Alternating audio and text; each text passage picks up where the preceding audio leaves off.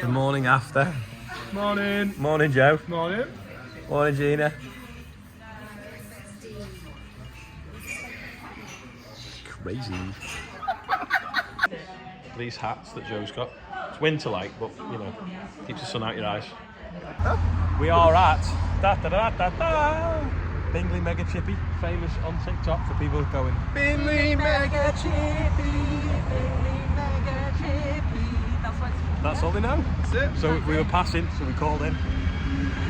So this is the famous Bingley Mega Chippy. Charlotte's taking pictures of the signs. Back at HQ. Listen to that noise. Just gonna move the John Deere out of the way so we can get the Xerion out, and Charlotte's gonna have a go driving it because she's never driven a tractor that big, because they don't have them that big up in Cumbria. What are you doing? Comfortable. We're in the Xerion and the battery's flat, and I'm too tired to carry the charger over because I've got clean clothes on as well. So Rob's bringing the charger over, and then we'll start it up, and Charlotte's gonna have a go driving it because she's never driven a tractor before this size ever. No, definitely not this size. I can't believe how high up we are. Like The view. the view. Don't forget as well, she needs 4,000 watch hours on her YouTube and she's only got like 4. So follow Charlotte Ashley Farms. I'll put a link to her video actually under today's video because we're trying to give her a leg up. She's massive on TikTok though. Yeah. But she's lost the weight now, so it's hard to see. Right, Rob's put the trunk back on. Let's see. It always is a slow starter. There we go. It's alive. I'm not a tractor person at all. How old is it? It's in 2009, so 13 years old. But it looks decent still. Oh yeah, the value for money is incredible. This would be £400,000 new now, and it's like nearly a tenth the price. You're joking. She didn't realise it had a variable transmission, and the actual look of amazement was the same as when she saw that there was a toll road in the UK and a drive-through Starbucks she'd never seen either. Literally, I am going to be remembered for this. Like, I've done so much in my short life, and yet a toll road's going to be my lasting legacy. Exactly. Charlotte's going to have a go at it now. Someone's left the Fastrac under the dryer. Look at the state of it. David Jones, where we were yesterday, would have a fit if you saw a tractor that colour.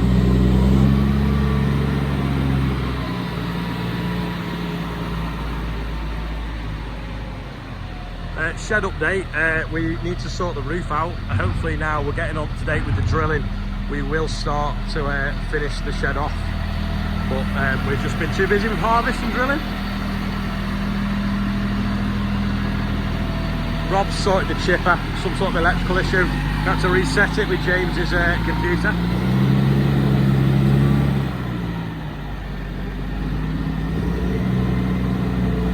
I think it suits her. I think one of them would look good in Cumbria, driving over dry stone walls. Shows the scale, doesn't it, next to the Fastrac? Go on then, you have to tell me what you do with it. Right, here you go. So you attach this onto a table, and then you put the wool in here like this, yeah, right? And you turn it that way, and it drags it in, and basically it makes all crinkled up wool uniform and straight. And then after that, I'll process it, and we're literally just putting my stuff in the car right now. And it'll look something like this. That's nuts, isn't it? So that's my favourite shape. No way. And I did a talk, and I just thought I'd take it with me just to show what I did. But yeah, that's my personal diversification off the farm, just using my own wool, which is quite nice. I enjoy doing that though. There we go. So Charlotte's going to do the birthday bumper today. We have anonymous. Yeah, someone put anonymous. Gary Cracknell, 51. Annie Hodge, Richard Britton, who's 60. Ellie Armstrong, who's 8, and Mike Mitchell Slater. So, happy birthday. Oh yeah, happy birthday. Yeah, I'll let you do it again. No, go on. Go on, carry on. No, you delete that. So happy birthday, everyone on there, and anyone else whose birthday it is today. Happy birthday. Look at that, £13,185. I had a text actually off the air ambulance this morning thanking us, so thanks everyone that's done it. That was obviously Charlotte doing the birthday bumper, so funny old world, this whole social media. So I know her now through Joe Seals on TikTok, because he knows her through TikTok, and she does a lot of stuff about a sheep farm that they've got, but they're actually starting a dairy herd, and they're actually building the farm up to be suitable for dairy cows. So they're going to put some robotic milkers in, they're building sheds at the moment, they're putting slurry stores in, all this kind of stuff. So you need to check her out, because this farm is going to basically be developed over the next 18 months to take cows, and you're going to see like massive changes, and it's just an interesting story, and the background's very interesting as well. I won't say too much about it because you'll pick that up from her videos, but yeah, the young family basically starting from scratch. She's got a good sense of humour as well, so I think her videos will be really good. I mean, the ones she's done so far have been, but I think she's been making them too long, so she's going to try and make them a little bit. Look at them pigeons, just annoying me. Her videos have been quite long, so she's going to chop them down and make them a lot shorter, because I think bite size is better. I mean, I try to aim for around 10 minutes, and I think it seems to work for me. What do people think? How long should the videos be? I know some people say they want them longer, but in reality, would you have time to watch if they were? Let me know anyway what you think in the comments.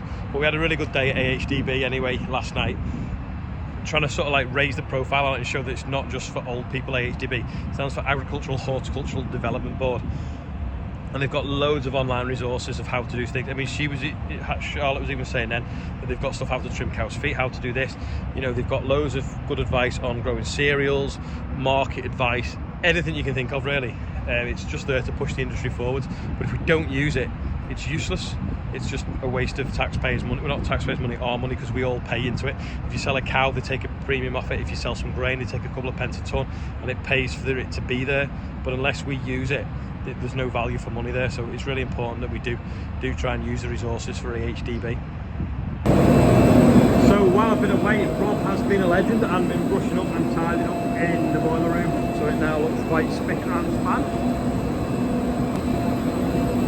We have got a slight oil leak though, coming off that gearbox that we took off the other day, which is a little bit annoying. We might have to get a new seal for that, or at least just keep an eye on the level of the oil in it.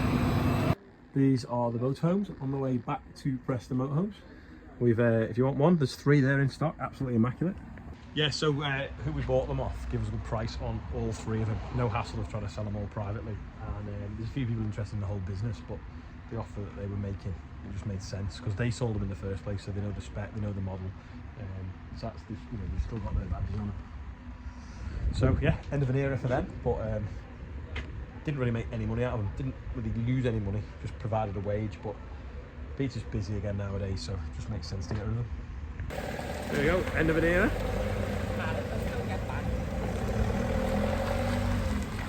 One's gone the wrong way because there's been a crash at the road. So David is here and he's putting some of this stuff in, and it'll seal the tyre, so when we get punches in, it automatically heals it from the inside out. So hopefully we won't have to put much lace in it every so often. So we'll put it on the new Merlot, so we're going to see how it goes. This stuff, it's similar to other things, but it'll repair a hole in a tyre up to 30 mil.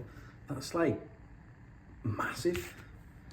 Apparently it was developed for the military, for driving through war zones. So yeah, we'll see how it goes anyway, but that's the stuff. Just setting the tyres back to the right pressure now. That stuff, it contains Kevlar and rubber, so that's why it can fill such a big gap. Anyway, we're going to try it, see how it works. It's basically like a demonstration, but I mean, the other stuff works really well, and if this is supposed to be the same but improved and better on the sideboards, then hopefully it should be good. Just want to put the dry summer barley in the shed, flat tyre on the 1455. Just going to blow it up now by plugging the airline into the back of the 724. But this fitting doesn't want to go in far enough, so Rob's just gone to get a washer. We'll put that on and try it then. Right, let's see if this beast will start. Oh, on the bottom. 35 years old, maybe, and it just started better than the Xerion.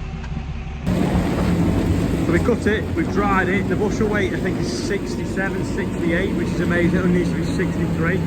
The summer barley was definitely a success, and it actually feels real now than ever going into the main store. You can see the weight on the tyres as it was going around the bend, which obviously, like, there's prove that there's some value in that trailer.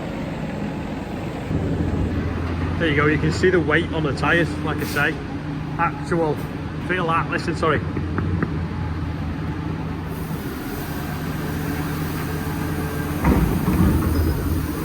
Free barley.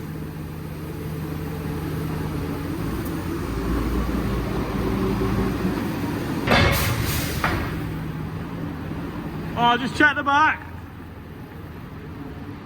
Go a little bit higher. Yeah, it's got a slight greens tinge to it, maybe.